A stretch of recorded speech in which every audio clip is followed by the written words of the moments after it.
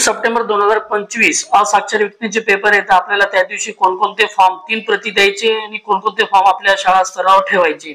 या ठिकाणी बघा R1 आहे, R1, R2, R4 आणि Z3 हे जे 4 फॉर्म आहेत ते हे आपल्याला 3 प्रती ऑफिसला द्यायचे आणि 1 प्रत आपल्याकडे ठेवायची, म्हणजे एकूण 4 प्रती काढायचे। म्हणजे R1 केंद्र संचालक अहवाल प्रपत्र 1 हे देखील 4 प्रती काढायचं। या ठिकाणी लिहून दिलेलं बघा। परीक्षा केंद्र क्रमांक म्हणजे आपल्या शाळेचा युडॅस क्रमांक लिहायचा। सुरुवातीला आपण 27 राज्याचा लिहितो, तो न लिहिता उर्वरित 9 अंक या ठिकाणी आपल्याला शाळेचा युडॅस क्रमांक लिहायचा आहे। परीक्षा केंद्राचे नाव, या ठिकाणी आपल्या शाळेचं नाव टाका। परीक्षा केंद्राचा पूर्ण पत्ता टाका। या ठिकाणी सर्व लिहून दिलेले आहेत। या ठिकाणी तुम्हाला समजण्यासाठी सर्व लिहून दिलेले आहेत बघा। केंद्र संचालक मुख्याध्याप यांचा संपर्क क्रमांक, मोबाईल नंबर टाका। केंद्र संचालकाचे पूर्ण नाव व पदनाम या ठिकाणी दिलेले आहेत। उपस्थिती परीक्षार्थी नोंदणी फॉर्म स्वाक्षरी पटानुसार संख्या टाका। परीक्षा नियोजन वेळेत घेण्यात आली काय, तर होय। परीक्षा केंद्रात भेट दिलेल्या अधिकाऱ्याचे नाव, पदनाम, कार्यालयाचे नाव या ठिकाणी एक उदाहरण म्हणून आमच्या केंद्र प्रमुख साहेबांचं या ठिकाणी नाव टाकलेलं आहे। हे सर्व या ठिकाणी मी फॉर्म भरलेले आहेत, तुम्ही पाहू शकता बघा। इथं FLNAT परीक्षेत बसायचे एकूण असाक्षर व्यक्ती स्त्री 5 पुरुष 1 असं एकूण 6 या ठिकाणी परीक्षेला बसलेले असाक्षर व्यक्ती, जातवाईज असाक्षर व्यक्ती या ठिकाणी सर्व नोंद केलेले आहेत। या ठिकाणी पर्यवेक्षकाची सही घ्या, त्याचा संपर्क क्रमांक, नाव टाका, केंद्र संचालकाची स्वाक्षरी, नाव, संपर्क क्रमांक। नंतर दुसरा फॉर्म बघा R2 हे देखील 3 प्रत आपल्याला ऑफिसला द्यायचे आणि 1 प्रत आपल्याकडे ठेवा, म्हणजे एकूण 4 प्रती काढा। परीक्षा केंद्र खर्च अहवाल प्रपत्र 2 तालुका जिल्हा हे सर्व लिहून दिलेले या ठिकाणी। परीक्षा केंद्र क्रमांक या ठिकाणी टाका। राज्याचा जो 27 हा कोड न लिहिता जिल्ह्यापासून लिहा, म्हणजे 9 अंक या ठिकाणी टाका। परीक्षा केंद्राचे नाव म्हणजे आपल्या शाळेचं नाव टाका।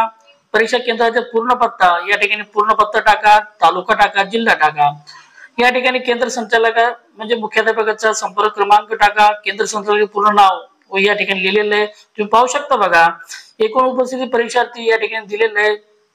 नंतर केंद्र खर्चासाठी प्राप्त रक्कम रुपये म्हणजे आमचे बघा 25 रुपये प्रमाणे यावर्षी मंजूर झालेले आहेत। मागच्या वर्षी 30 रुपये प्रमाणे होतं आणि बघा हे यामध्ये बदली होते। शासन स्तरावरून जी रक्कम आली ती रक्कम आपल्याला घ्यावं लागते। केंद्र खर्चासाठी प्राप्त रक्कम रुपये 25 × 6 केलेलं मी 150 रुपये, अक्षर 150 रुपये, त्यापैकी खर्च झालेली रक्कम 150 रुपये, त्यापैकी शिल्लक रक्कम डॅश आणि खर्चाच्या पावत्या तपशील शाळा सर्व आपण जपून ठेवायचे। या ठिकाणी केंद्र संचालकाची स्वाक्षरी, नाव, संपर्क क्रमांक। बघा R4 हा देखील 3 प्रती आपल्याला ऑफिसला द्यायची आणि 1 प्रत आपल्याकडे ठेवायची, म्हणजे याच्या 4 प्रती काढून ठेवा। परीक्षार्थी स्वाक्षरी पट R4 या ठिकाणी लिहून दिलेलं बघा। परीक्षार्थी केंद्राचे नाव म्हणजे आपल्या शाळेचं नाव टाका। परीक्षा केंद्र क्रमांक म्हणजे 27 न लिहिता, म्हणजे आपलं युडॅस नंबर 27 पासून न करता जिल्ह्यापासून सुरुवात करा। या ठिकाणी परीक्षार्थीचे पूर्ण नाव लिहिलेले आहे। नंतर रजिस्ट्रेशन फॉर्म मध्ये असाक्षर देण्यात आलेल्या 14 अंकी बैठक क्रमांक, मग आपल्या शाळेचा युडॅस क्रमांक पूर्ण लिहा। नंतर 001 002 003 4 5 6 असे या ठिकाणी लिहून काढा। स्त्री पुरुष लिहा, जातवाईज इथं यामध्ये टाका, दिव्यांगी आहेत का होय नाही टाका आणि त्या प्रत्येक असाक्षर व्यक्तीचे या ठिकाणी त्यांची सही घ्या। त्यानंतर या ठिकाणी पर्यवेक्षकाची सही घ्या, या ठिकाणी केंद्र संचालकाची स्वाक्षरी घ्या। पुढे पाहूया, हा परीक्षा केंद्र भेटीचा अहवाल Z3 हे देखील आपल्याला 3 प्रत ऑफिसला द्यायचे आणि 1 प्रत आपल्याकडे ठेवायचे, म्हणजे याचे देखील 4 प्रती काढून घ्या। तालुका, जिल्हा, परीक्षा केंद्र क्रमांक, या ठिकाणी आपल्या शाळेचा युडॅस क्रमांक आहे फक्त 27 न लिहिता आपण जिल्ह्यापासून सुरुवात केलेले 9 अंक या ठिकाणी टाकलेले आहेत। परीक्षा केंद्राचं नाव म्हणजे आपल्या शाळेचं नाव, परीक्षा केंद्राचा पूर्ण पत्ता, या ठिकाणी सर्व माहिती लिहिलेली बघा। यानंतर भेटीच्या वेळी एकूण उपस्थिती परीक्षार्थी किती होते, तर 6 या ठिकाणी टाकलेले। परीक्षा नियोजन वेळेत घेण्यात आली काय, तर होय नाहीला या ठिकाणी कट केलेलं आहे। परीक्षा केंद्रास भेट दिलेल्या अधिकाऱ्याचे नाव या ठिकाणी टाकलेलं बघा। परीक्षा दरम्यान केंद्र संचालकात आलेल्या अडचणी काही नाही। परीक्षा दरम्यान गैरप्रकार घडल्यास या ठिकाणी डॅश केलेलं आहे। परीक्षा केंद्रावर एकंदरीत वातावरण कसं होतं, प्रसन्न व आनंदी खेळीमेळीचे वातावरण। केंद्र संचालकाचे नियंत्रण, प्रसन्नता, एकंदरीत नियोजन या ठिकाणी अभिप्रायाला आनंदमय खेळीमेळीच्या वातावरणात परीक्षा पार पडली। या ठिकाणी स्थळ गावाचं नाव आहे, भेट देणाऱ्या अधिकाऱ्याची स्वाक्षरी, पदनाम व दिनांक।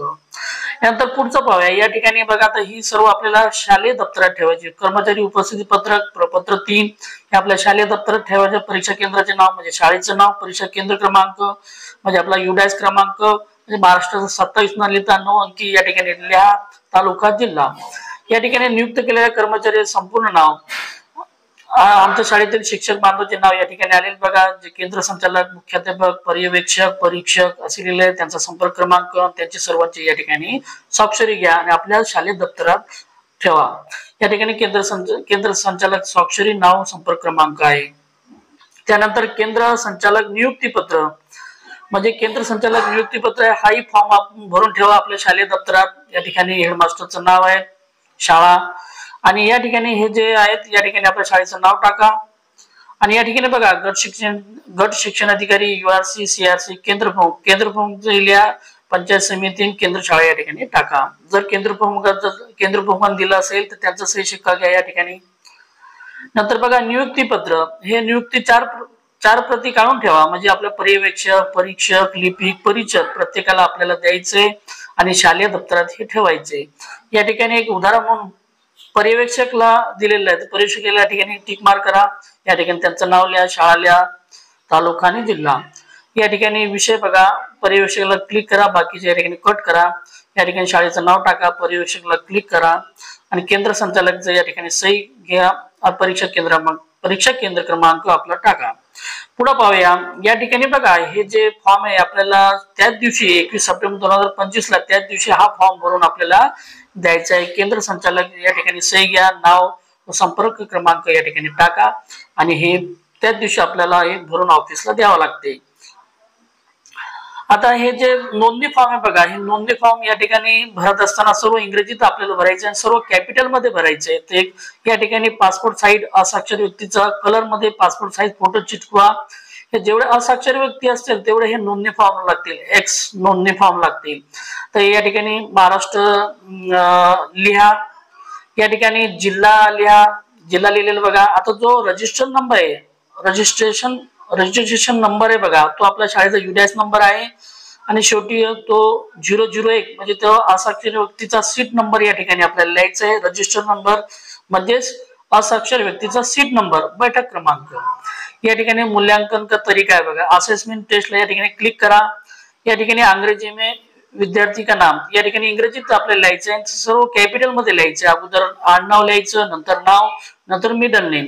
या ठिकाणी पिता या पती का नाम, मी या ठिकाणी त्यांचे हजबंडचं नाव लिहिलेलं आहे, म्हणजेच फादरला या ठिकाणी कट केलेलं आहे. या ठिकाणी आईचं नाव लिहा, फक्त आईचं नाव लिहा. हे जसं मी लिहिलेलं आहे तसं तुम्हाला या ठिकाणी लिहायचं आहे. या ठिकाणी मॅरिडला मी क्लिक केलेलं आहे. एज ऑफ लर्नर किती वर्षाचं या ठिकाणी वर्ष टाका. लिंग टाका, लिंगाला या ठिकाणी क्लिक करा, म्हणजे त्या कोणत्या कास्टमध्ये त्याला कास्टमध्ये या ठिकाणी आपण इंग्रजीत भरतोय म्हणून इंग्रजीतच फक्त या ठिकाणी क्लिक करा. या ठिकाणी असाक्षर व्यक्तीचा मोबाईल नंबर टाका. जर आधार कार्ड नंबर असेल तर आधार कार्ड क्रमांक टाका, नसेल तर राहू द्या.